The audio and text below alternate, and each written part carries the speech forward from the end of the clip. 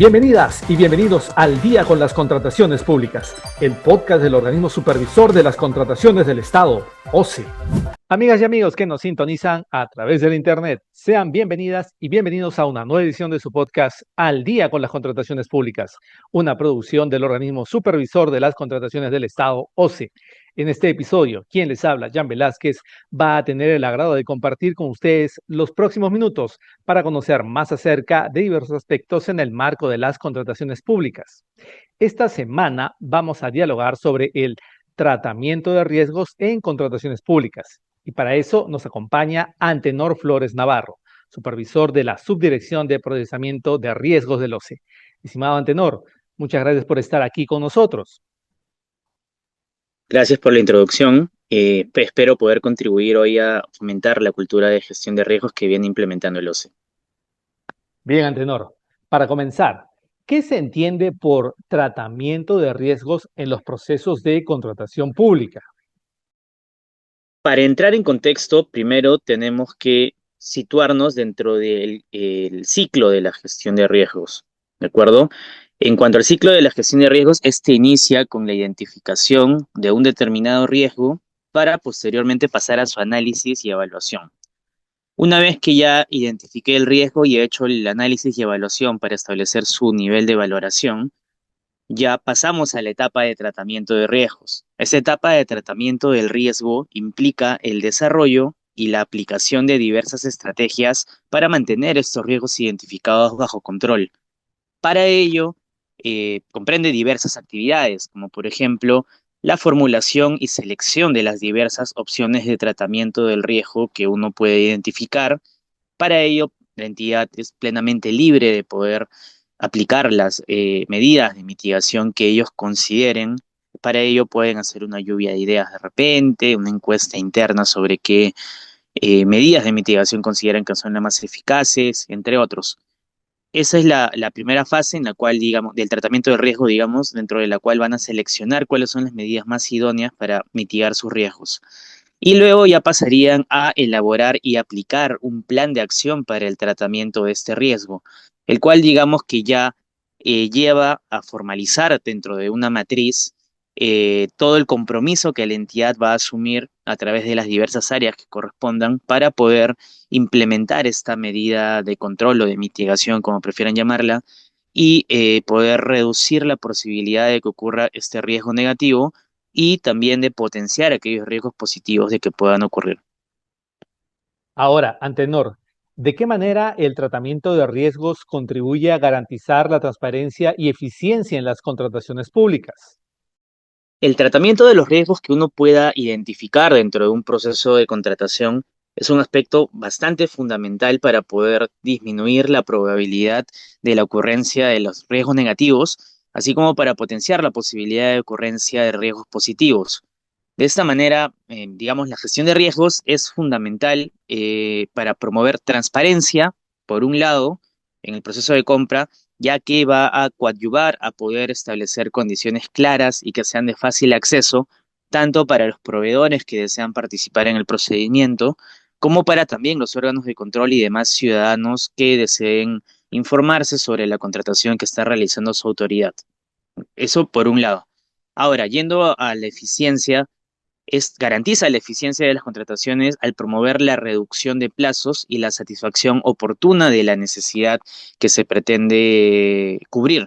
Todo ello ya que como la entidad al momento de realizar el tratamiento de riesgos no solamente los conoce de antemano, sino que principalmente los comienza a gestionar, justamente para que esos no tengan un impacto negativo en la compra, vamos a evitar un retraso en el procedimiento de selección, por ejemplo, debido a la necesidad de reformular el requerimiento o poder incurrir en una nulidad. En el tratamiento de riesgos, la entidad dice, ¿qué puede ocurrir? Puede, en efecto, ocurrir un retraso porque voy a declarar la nulidad si es que mi requerimiento está mal formulado. Entonces, en el tratamiento de riesgos, precisamente se trata de implementar todas aquellas alertas para que la entidad pueda identificar aquellos casos en los cuales su requerimiento, siguiendo el ejemplo que he puesto, esté mal formulado y que posteriormente yo no vaya a impactar teniendo que retroceder todo para reformular mi requerimiento hasta una nueva convocatoria, cuando yo ya tenía, por ejemplo, un proveedor seleccionado. Y también en cuanto al valor por dinero, que hay que decir que también tiene bastante que ver con la eficacia de una contratación, me va a ayudar como entidad a poder obtener la mejor calidad posible al mejor precio. Antenor, ¿y cómo se estructura un plan de mitigación de riesgos en el contexto de las contrataciones públicas? Si bien no existe un instrumento que esté aprobado y que sea formalmente de uso obligatorio para todas las entidades a nivel nacional aún, lo se recomienda que se maneje a través de una matriz que podría estar en un formato Excel, un formato Project o el tipo de archivo que la entidad prefiera, pero en sí debería contener como información básica las siguientes columnas. En una primera columna deberíamos colocar la etapa con la contratación pública en la cual se encuentra el riesgo que hemos identificado, ello a efecto de poder clasificarlos, ¿no? En primer lugar pondríamos si es riesgo de precompra, puede ser un riesgo en la etapa de compra, un riesgo en la ejecución contractual o puede ser un riesgo transversal a todas estas etapas. Luego, en una segunda columna, tendríamos que describir el riesgo. Regresando al ejemplo que puse en la pregunta anterior, podría ser el riesgo de inadecuada formulación de requerimiento. Aquí solo describimos el riesgo. En la tercera columna vendríamos ya a describir la acción de mitigación que nosotros estamos proponiendo como medio de control para este riesgo. ¿Qué podría ser, por ejemplo, el establecer tal vez un checklist institucional para la elaboración de requerimientos, ello a efectos de garantizar que las áreas usuarias, al momento de formular sus requerimientos, consideren todos aquellos aspectos normativos que son de carácter obligatorio para la formulación de su requerimiento? Luego vendría a describir en una cuarta columna ya el producto que yo voy a obtener con la implementación de esta acción de mitigación, que sería en este caso un checklist, siguiendo el ejemplo que venía poniendo. En una quinta columna vendrían a ponerse aquellos responsables de la implementación de esta acción de mitigación. ¿Qué podría ser, siguiendo el ejemplo, el órgano encargado de las contrataciones, ya que es el órgano, digamos, interno que tiene un mayor manejo de la normativa de contratación pública por su especialización? También podría ser el órgano de asesoría jurídica, si deseo. Aquí ya depende de la entidad ver qué áreas internas se van a comprometer a esta medida. Luego ya vendría una sexta columna en la cual pongo la fecha estimada de inicio de la actividad que voy a desarrollar, así como una columna adicional en la cual voy a poner la fecha estimada de cierre. Y finalmente vendría otra columna, que sería la última ya, en la cual se va a describir cuáles son los medios de verificación con los cuales se va a comprobar la implementación de la acción de mitigación. En el ejemplo que veníamos poniendo podría ser, por ejemplo, la resolución directoral, ministerial, etcétera, etcétera, o sea, independientemente de cómo se llame el documento, con el cual se vaya a aprobar el checklist de manera formal, ya internamente para la entidad. Podría ser, por ejemplo, el medio de verificación o tal vez simplemente lo voy a compartir a través de un memorando múltiple o de un correo electrónico. La entidad es la que se encarga de definir cuál es el medio de verificación, pero tiene que constar en esta materia de gestión de riesgos. Interesante lo que nos comentas, Antenor. De otro lado, ¿qué criterios se utilizan para seleccionar las acciones específicas de mitigación dentro de un plan de riesgos? En principio hay que dejar en claro que corresponde a cada entidad establecer sus propios medios de control o medidas de mitigación de riesgos, atendiendo a la propia realidad de la entidad, me refiero a capacidad operativa, capacidad presupuestal, entre otros. Ello debido a que no resulta posible establecer criterios, digamos, de manera general para todas las entidades, ya que cada una tiene una realidad particular.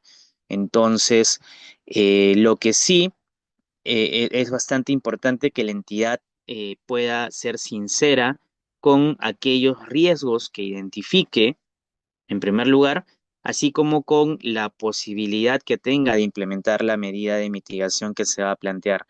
Sabemos que hay medidas de mitigación que pueden resultar bastante ambiciosas, pero que dentro del plazo, del ciclo de la gestión de riesgos que la entidad quiera atacar, por ejemplo, para un procedimiento de selección en concreto, sabiendo que dependiendo el tipo de procedimiento que sea, puede ser una S que dura poquísimo, no podría, una adjudicación simplificada me refiero, ¿no? Que en el caso de bienes y servicios, en 1 o 2 semanas ya usualmente puede llegar, en algunos casos, a estar concluida, no podrían implementarse dentro de ese plazo. Entonces, para ello, como les comentaba, es bastante importante que cada entidad tenga que sincerarse de acuerdo a la capacidad operativa o presupuestal que tenga para poder establecer una medida de mitigación que sea real y acorde a su propia realidad, digámoslo así, y que vaya a poder tener un impacto positivo dentro de su compra. La siguiente pregunta sería, Antenor, ¿qué propósito tiene la ficha de recomendaciones para mitigar riesgos y cómo se utiliza en la práctica? Esta ficha de recomendaciones para mitigar riesgos es un documento institucional que lo se elaboró con bastante esfuerzo y bastante dedicación, investigación previa, para poder servir como un documento de orientación a las entidades en el manejo de sus riesgos. Hay que tener en cuenta de que esta ficha de recomendaciones tiene como antecedente un informe publicado en el portal institucional del OCE que se denomina Informe de Resultados de Determinación de Línea Base. Lo pueden buscar en Google, está en el portal institucional del OCE.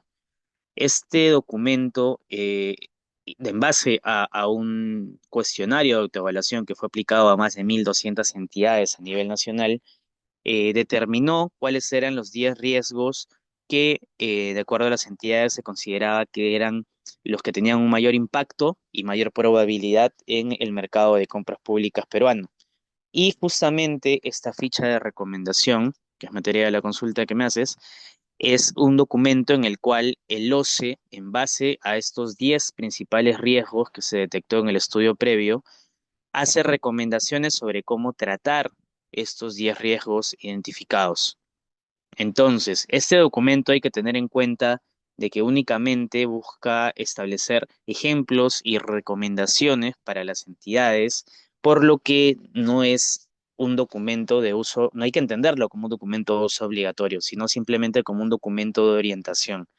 Ello porque puede contener tal vez algunas recomendaciones que no todas las entidades, justamente como les comentaba, teniendo su propia realidad, capacidad operativa o presupuestal, pueda en sí implementar dentro del periodo que está estableciendo para su ciclo de gestión de riesgos, sin perjuicio de lo cual, igual a grandes rasgos, sí contempla acciones que a lo largo de los programas pilotos que los se ha venido desarrollando, se ha visto que han tenido éxito en varias entidades y recoge las mejores prácticas que tienen algunas de estas entidades que han participado ya en el piloto y que ya vienen implementando una gestión de riesgos desde hace varios años.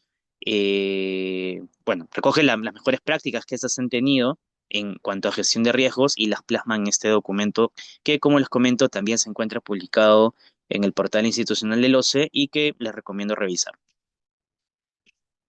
Por último, Antenor, ¿cómo se garantiza que las estrategias de tratamiento de riesgos sean efectivas y se ajusten a la realidad de cada entidad pública?